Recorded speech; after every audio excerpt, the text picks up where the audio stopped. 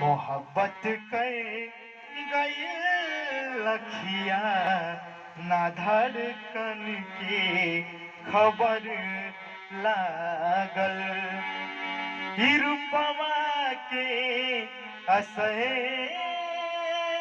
ना हो, ई रूपवा के असहे ना हो, प्रीतिया कहे गई पागल।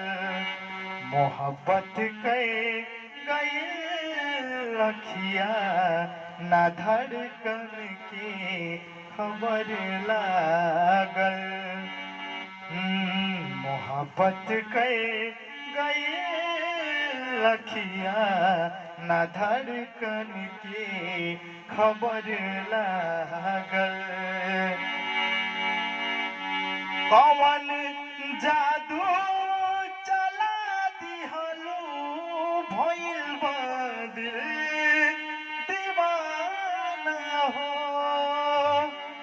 पड़ेला है घड़ी अब तो सनम तोहरे जरूरत हो।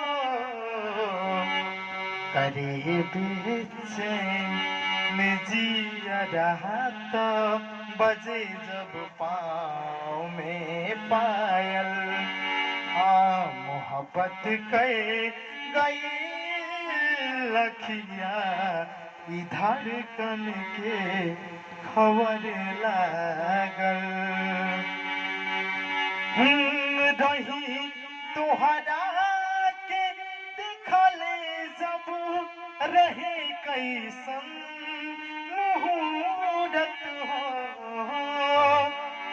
पड़ेला है घड़ी अब तो सनम तोहरे जरूरत हो। करे बेचैन जिया तो बजे जब पाँव में पायल।